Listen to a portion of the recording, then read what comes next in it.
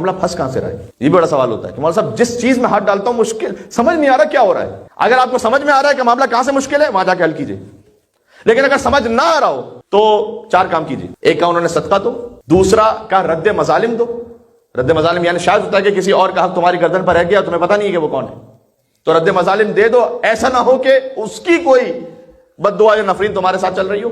سبحان اللہ. تیسرا کہا حدیث قصہ پڑھو, اور حدیث قصہ کے آخر میں سیدہ کونین کا توسل کرو. اس کا بڑا گہرا تعلق ہے امام جواد کے مصائب سے, میں جب منزل مصائب پہ پہنچوں. اور چوتھا کہا کہ اگر تمہیں سمجھ نہیں آ رہا ہے کہ تمہارا کام کیوں پھنس رہا ہے بار بار, چاہے میں نے اس کے ازدواج کا معاملہ ہو یا کوئی اور ویزا کا معاملہ ہو, کوئی اور ایسی چیزیں سمجھ نہیں آ رہا کیوں رک رہا ہے معاملہ, بزنس کا معاملہ ہے, وہاں صاحب جہاں کہ جاب اپلائی کرتا ہوں, جاب بہت اچھا انٹرویو ہوتا ہے, بہت اچھا سلسلہ جاتا ہے, لیکن کال نہیں آتی وہاں سے. ایک قربانی کریں, کسی بھیڑ بکری گوسفند کی قربانی کیجیے خوشنودی امام جواد کے نام, اور پھر دعا مانگیں. اس کا گوشت غربا کو تقسیم کروائیے, مجرب ترین عمل ہے. صحیح ہے, کتنی برکتیں ہو گئی سلسلہ. ایک آخری مجھے پیش کرنے دیں, میں بات جا رہا ہوں منزل مصائب پر, تقریباً مصائب تک پہنچوں گا تو شاید 1 گھنٹہ ہو جائے گا مجھے. نماز اول ماہ کا تحفہ وہ کس نے دیا ہے؟ امام جواد علیہ السلام. آپ میں سے بہت سے پڑھتے ہیں ماشاءاللہ. نماز اول ماہ, نماز اول ماہ یعنی پہلی ذی الحج کو, ہر اسلامی مہینے کی پہلی تاریخ کو نماز یہ پڑھ کے دیکھیں, یقین فرمائیے گا اس کے وہ اثرات میں نے دیکھے کہ وہ لوگ جو گھبرا رہے تھے کہ ہمارے ساتھ پتہ نہیں کیا ہو جائے گا ہمارے ساتھ, نماز اول ماہ کے ذریعے سے بہت سی آفتوں بلاؤں سے محفوظ رہے. سادہ سے طریقہ امام جواد پڑھا کرتے تھے. یہ روایت مصرا سے کہ کانا ابو جعفر الثانی, ابو جعفر ثانی کہا جاتا ہے. ابو جعفر یعنی امام محمد تقی علیہ السلام, وہ جب اذا داخل شہر الجدید, جب نیا مہینہ داخل ہوتا تھا تو یصلی, نماز پڑھتے تھے. پھر رکعت الاولا, پہلی رکعت میں الحمد مرتن, 1 مرتبہ الحمد, اور آگے لکھا ہوا ہے 30 مرتبہ تو مومنین پڑھتے ہیں. روایت جو لکھی وہ میں آپ کو سناؤں تو آپ کو اور لطف آئے گا. امام سورہ قل هو اللہ احد کو پڑھتے تھے جتنے دن اس مہینے میں ہونے والے ہوتے تھے. روایت یہ ہے. کیا بات ہے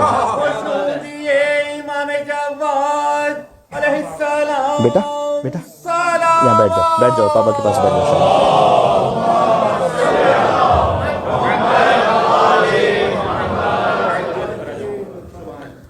اب یہ چونکہ مجھ جیسے کم نصیب کو پتہ نہیں ہوتا کہ 29 ہے یا 30 ہے, لہٰذا علماء نے کہا 30 پڑھو احتیاط, ورنہ امام پڑھتے تھے اس عدد کے مطابق جو اس مہینے میں ہونے والا ہوتا تھا. جی یہ شیخ توسی نے مصباح المتاجر میں اس طرح سے لکھا ہے اسے. اور دوسری رکعت میں الحمد 1 مرتبہ, پھر ثانیہ الحمد مرتن وَإِنَّا أَنزَلْنَاهُ فِي لَيْلَةِ الْقَدْرِ, اس سورہ کو 30 مرہ یعنی پھر 30 مرتبہ.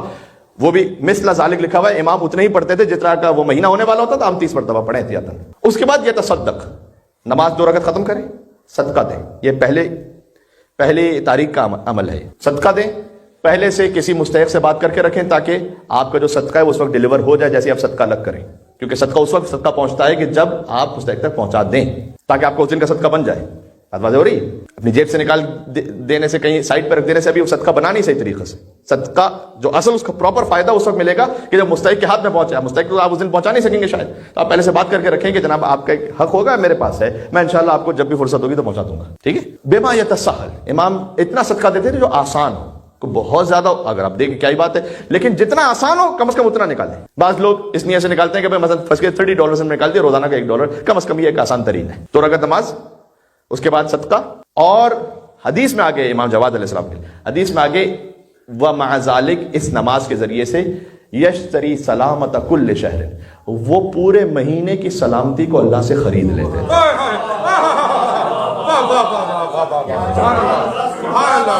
پہنچ رہی ہے یہ امام جواد. یا اللہ یا اللہ. صحیح ہے. تو بے شمار, یعنی اب ایک کے بعد ایک آپ سلسلے کو بیان کرتے جائیں. آپ مجھے اجازت دیں گے کہ میں آپ کے سامنے 9 آیتیں پڑھ دوں. کیوں یہ 9 آیتیں کیوں پڑھ رہا ہوں؟ اس کی وجہ ہے. اس کی وجہ یہ ہے کہ شیخ توسی نے تو یہ نماز لکھی ہے. ایک ہے سید ابن طاؤس عالم, بہت بڑے, ان کی کتاب ہے دروع الواقعہ, جس کا انگلش ٹرانسلیشن بنے گا پروٹیکٹیو شیلڈز, یعنی اپنے آپ کو بچانے کے لیے کیا اعمال آپ کو کرنے چاہیے شیطان کے شر سے. اس میں انہوں نے وہ اعمال لکھے, اس میں نماز لکھی.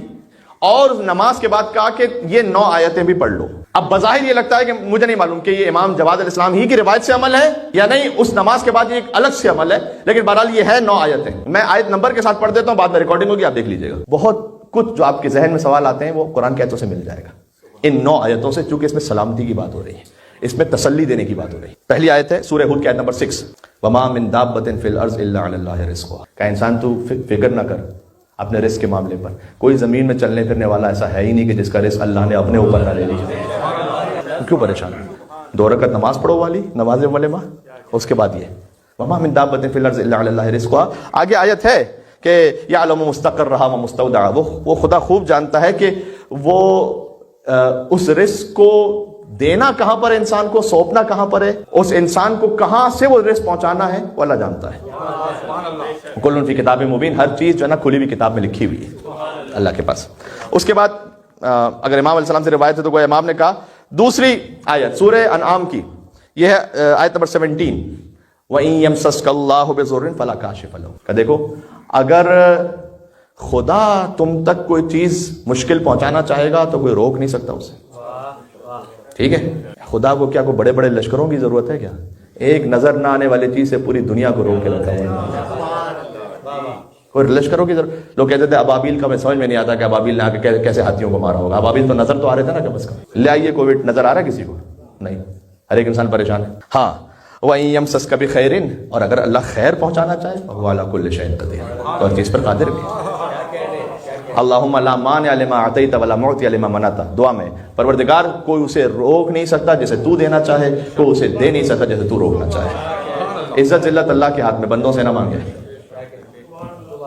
اگر اللہ اب تک عزت پہنچانا چاہے گا کوئی روک نہیں سکتا اس کو. ساری دنیا مل کے جمع ہو جائے، اللہ کسی کو ذلیل کرنا چاہے کوئی اس کو روک نہیں سکتا. پھر اس کے بعد بسم اللہ الرحمن الرحیم دوبارہ سید ابن طاؤس نے لکھا سورہ طلاق کی 7ویں آیت، سیجعل اللہ بعد عسر یسرا. کا گھبراؤ نہیں، مشکل کے بعد اللہ آسانی دینے والا ہے. لیکن سیلف ایکسپلینیٹری ہے سب کچھ. سورہ کہف کی پھر آیت نمبر 39 کا ایک حصہ، ماشاء اللہ لا قوت الا باللہ. کہ دیکھو ہوتا وہی ہے کہ جو خدا چاہتا ہے، تسلی رکھو، ہوتا وہی ہے کہ جو خدا چاہتا ہے. پھر سورہ آل عمران کی آیت نمبر 173، حسبنا اللہ ونعم الوکیل. صدقے میں امام جواد علیہ السلام کی ترتیب بھی سبحان اللہ، حسبنا اللہ ونعم الوکیل. خدا ہی بہترین کارساز ہے اور وہی کافی ہے. سورہ پھر آیت نمبر 6 یعنی اس تسلسل میں سورہ غافر کی آیت نمبر 44، وَأُفَوِّضُ أَمْرِي إِلَى اللَّهِ إِنَّ اللَّهَ بَصِيرٌ بِالْعِبَادِ. یہ جانتے ہیں آپ آیت ہے، پروردگار میں نے اپنے امور کو تیرے سپرد کر دیا اور تو ہی اپنے بندوں سے باخبر ہے. پھر آیت نمبر 7ویں آیت سورہ انبیاء آیت نمبر 87، لا الہ الا انت سبحانک انی کنت من الظالمین. پروردگار ظلم میں نے کیا اپنے آپ پر، غلطی میری ہے، مانے اس بات کو. پھر سورہ قصص کی آیت نمبر 24، یہ 8ویں آیت ہے، رب انی لما انزلت الی من خیر فقیر. یہ میرے دل کے بڑی قریب آیت ہے. کچھ آیت ہوتی ہیں آپ کو بہت ہارڈ ٹچنگ، آپ کے دل پہ لگتی ہیں. یہ پتہ کیا ہے؟ حضرت موسیٰ کا کلام ہے. کیا بات ہے، حضرت موسیٰ علیہ السلام نے ایک قتل کر دیا مصر میں، وہاں سے اس خوف سے نکلے، ہجرت کی ہے. فخرج موسیٰ من قومہ خائفا یترقب، قرآن میں کہ موسیٰ علیہ السلام نے اپنی قوم سے خوف کے عالم میں ہجرت کی. اجازت دیں کہ میں ایک جملہ کہوں جہاں تک مومنین ہے. مولا کائنات سے جب آخر وقت میں پوچھا گیا تھا کہ علی انت افضل ام موسیٰ، آپ افضل ہیں یا موسیٰ؟ کہنا افضل، میں افضل ہوں. کہا مولا لما، کیوں؟ کہا اللہ سبحانہ وتعالیٰ نے موسیٰ علیہ السلام کے لیے کہا کہ جب وہ ہجرت کر رہے تھے تو خوف کے عالم میں، ڈر کے عالم میں نکل رہے تھے. اور کہا جب میں شب ہجرت بستر رسالت پر سویا تو علی نے کہا کہ وہ نیند مجھے نصیب ہوئی کہ ایسی نیند کبھی زندگی میں نصیب ہی نہیں ہوئی. بالکل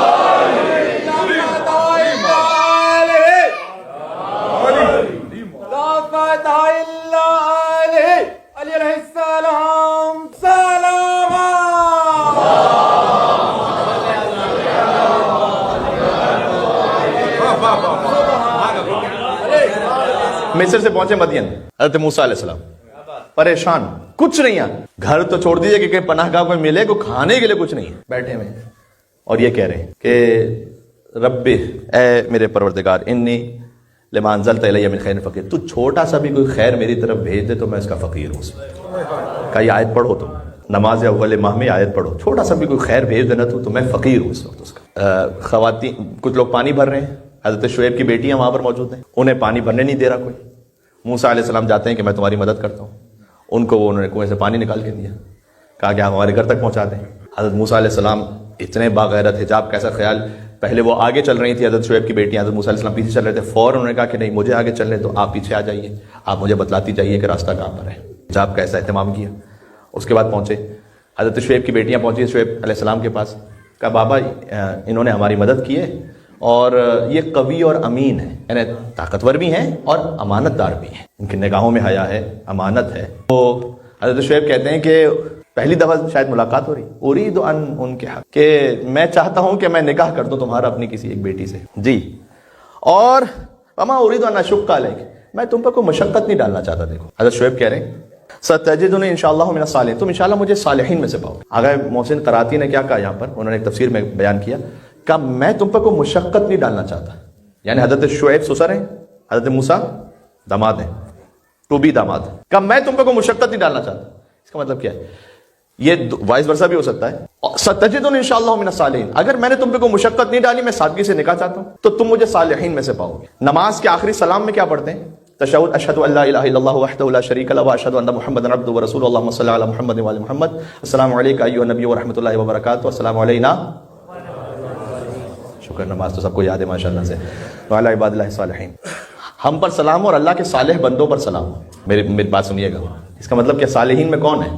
صالحین میں وہ بھی ہیں وہ ان لاز کے جو اپنے داماد یا سسر کو کسی مشقت میں نہ ڈالیں. قرآن کی روشنی میں صالح فقط نماز روزہ نہیں ہے. نہ ڈالو بلا وجہ مشقت میں. ہماری یہ بھی ڈیمانڈ ہے، ہمیں یہ بھی اس طرح کا گھر چاہیے، اس طرح کا جہیز چاہیے، اس طرح کا ہمارا سسٹم ہے، ایسا ہے ویسا ہے. کیوں ڈال رہے مشقت؟ ہمیں فینسی سی ویڈنگ چاہیے، ہمیں کم از کم جو ہے نا 10-15 لاکھ پتہ نہیں کتنے ڈالرز کا خرچہ چاہیے، ہزاروں ڈالرز کا مثلا خرچہ چاہیے. نہ، مشقت میں نہ ڈالیں. اگر آپ ان لاز، آپ بہو ہیں، بہو کو مشقت میں نہ ڈالیں. آپ کے داماد کوئی ہے ماشاءاللہ، داماد کو مشقت میں نہ ڈالیں. آغا محسن قراتی نے کہا اس آیت کی روشنی میں، کیونکہ حضرت شعیب نے کہا کہ میں آپ کو مشقت میں، اپنے داماد سے کہنے میں تو میں مشقت میں نہیں ڈالوں گا، انشاءاللہ اللہ مجھے صالحین میں سے قرار دے گا.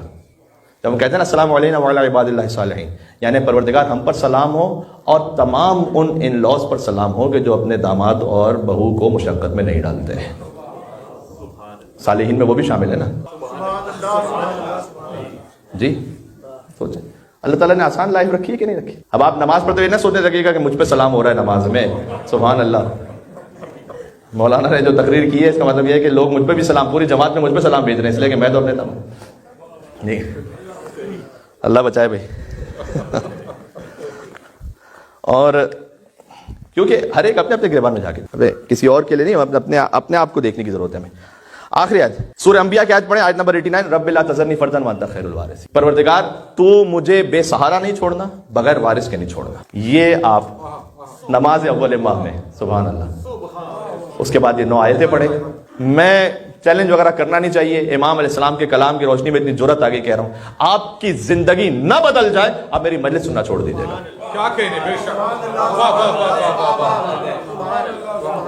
میں کہہ رہا ہوں آپ سے، خطیب کے لیے سب سے زیادہ ریڈ الرٹ لائن ہوتی ہے کہ اس کی مجلس پر سننا چھوڑ دے. میں کہہ رہا ہوں سننا چھوڑ دیجیے گا مجھے، اگر آپ کی روحانی مادی معنوی زندگی میں کوئی فرق نہ آ جائے. ہاں یہ نہ ہو، ہمارے قم میں ایک استاد تھے، وہ کہتے تھے کہ جب نئے نئے طالب علم کوئی قم میں آتے ہیں اور ظاہر ہے کہ ایک جوش جذبہ ہوتا ہے تو وہ نماز شب یہ ساری عبادات، تو کہتے ہیں 1-2 دن نماز شب کے بعد وہ جا کے دیکھتا ہے، کہتا ہے کہ استاد محترم کوئی مجھے کرامت نہیں نظر آ رہی، دن میں تارے نہیں نظر آ رہے، پتہ نہیں کیا بات ہے. اتنی جلدی تو بندوق کی گولی اثر کرتی ہے جتنی جلدی آپ چاہ رہے ہیں کہ اللہ تعالیٰ کی دعا وہ بھی انشاءاللہ اثر کرے گی، لیکن اس کو آپ تھوڑا سا کنٹینیوشن میں رکھیں. میں تو یہاں تک کہہ رہا ہوں کہ جن مومنین نے ایک مرتبہ خالی 1 مہینہ یہ عمل کیا نا، انہوں نے کہا مولوی صاحب یہ مہینہ ہی کچھ الگ گزرا ہے باقی زندگی سے. اتنا سے کہہ رہا ہوں، ٹھیک ہے. یہ ریکارڈڈ ہے، آپ کو مل جائے گا یہاں سے. یہ کس کا عطیہ ہے؟ نام تو لیں ان کا، صلوات تو بھیجیں ان کو. اللہم صلی علی